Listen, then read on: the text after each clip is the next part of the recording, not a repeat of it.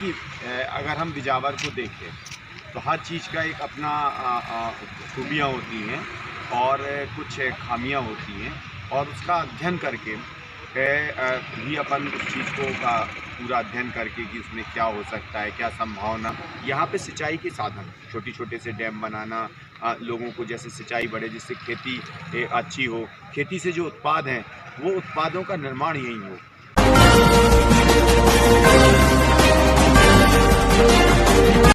नमस्कार, मैं हूं श्री प्रकाश। आप देख रहे हैं आज न्यूज़। हमारे साथ है बिजार विधानसभा के आम आदमी पार्टी के प्रत्याशी अमित भटनागर जी। वो बिजार से विधानसभा का चुनाव लड़ रहे हैं, अपनी किस्मत आजमा रहे हैं। आइए हम उनसे बात करते हैं कि क्या है उनकी योजनाएं हैं, क्या है विजन, क्या करेंगे बिजावर के लिए और क्या उद्देश्य के लेके ये चुनाव लड़ रहे हैं। स्वागत है आपका। सबसे पहला मेरा यही सवाल है, सब प्रत्याशी से होता है कि क्या विजन लेके चल रहे हैं आप, क्या करेंगे अगर आप चुनाव में जीतते हैं? देखिए, अगर हम बिजावर को देखें तो हर चीज़ का एक अपना खूबियाँ होती हैं और कुछ खामियाँ होती हैं और उसका अध्ययन करके ही अपन उस चीज़ को का पूरा अध्ययन करके कि उसमें क्या हो सकता है, क्या संभावनाएं हैं, क्या चुनौतियां हैं। अगर अपन बिजावर को देखें तो स्पष्ट रूप से ये देख सकते हैं कि प्रकृति ने कह लें या ऊपर वाले ने, ईश्वर ने बिजावर को एक अलग ही तरीके की सौगातें दी हैं कुछ, जिसका उपयोग हम लोग नहीं कर पा रहे हैं, या ये कहें कि हमारे जनप्रतिनिधि उसका उपयोग नहीं कर पा रहे हैं, क्योंकि उनका ध्यान जो है वो धन बल, बाहुबल और माफियागिरी में है। उन्होंने बिजावर को गलत चीज़ों में, जुए में, शराब में, गुंडागिर्दी में, इन सब में तो ढकेला है।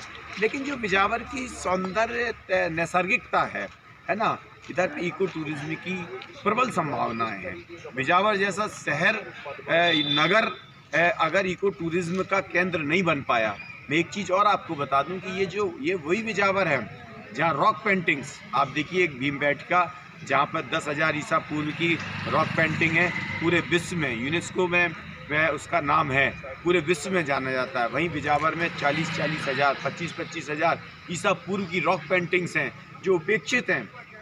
और ये सिर्फ बिजावर की धरोहर, बुंदेलखंड की धरोहर नहीं है, ये तो विश्व की धरोहर बिजावर में है। यहाँ सबसे बड़ी समस्या रोजगार की है, बड़े पैमाने पर पलायन हो रहे हैं, वो लेके आपके पास क्या योजना है? मैं वही बता रहा हूँ कि अगर इको टूरिज्म, ये रॉक पेंटिंग्स, ये पूरे दुनिया के पर्यटक अगर यहाँ आएंगे तो बहुत सारी टैक्सियाँ लगेंगी, टैक्सी के लिए लोग बहुत सारे लोग यहाँ रुकेंगे, बहुत सारे वो लोग भोजन करेंगे, बहुत सारे गाइड्स होंगे, है ना। इतने सारे लोग आएंगे तो सामान, यहाँ का बाज़ार, यहाँ की प्रसिद्धि अपने आप बढ़ेगी।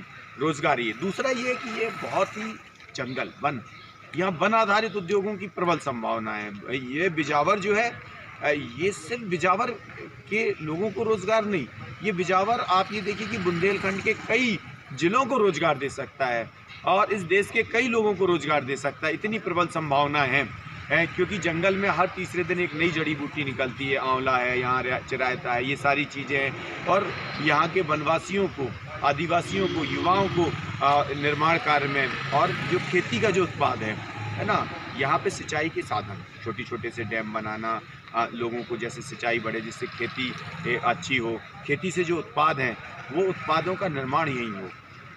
आप आदिवासियों की लड़ाई लंबे समय से लड़ रहे हैं। सबसे बड़ी समस्या आती है कि कोई भी सरकारी योजना होती है तो उन तक पहुंचने में बहुत टाइम लगता है।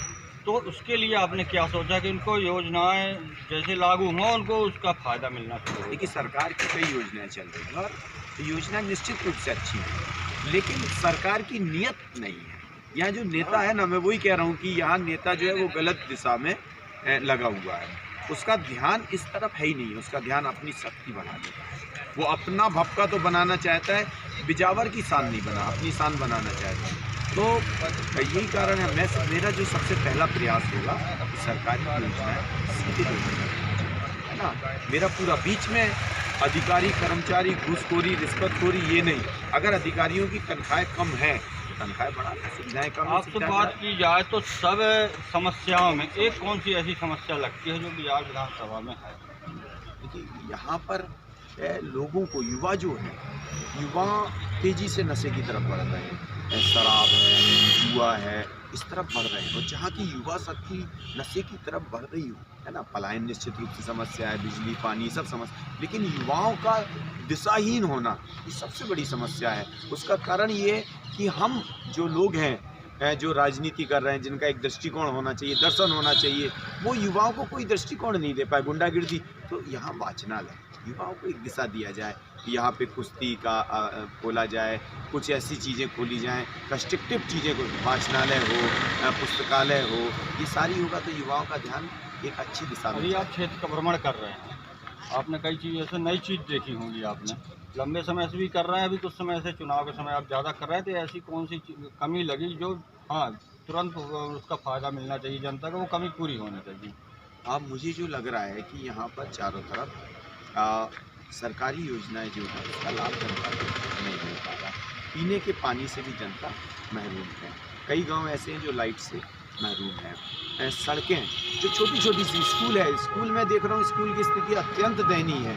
अगर हमारा जनप्रतिनिधि विधायक सिर्फ स्कूलों में ही लग जाए ना, स्कूल की स्थिति अच्छी कर दे, है ना, हम जितने की भी कर सकें। कहीं में पंखे नहीं है, कहीं में लाइट नहीं है। आज के समय में आप मान सकते हैं दिल्ली या कहीं स्मार्ट क्लासेस लग रही हैं, हम यहाँ पंखा नहीं है, लाइट नहीं है, टॉयलेट नहीं है, शौचालय नहीं है, पानी नहीं है, छोटी छोटी सी चीज़ें मिल जाएगी। तो इस तरफ ध्यान चाहिए।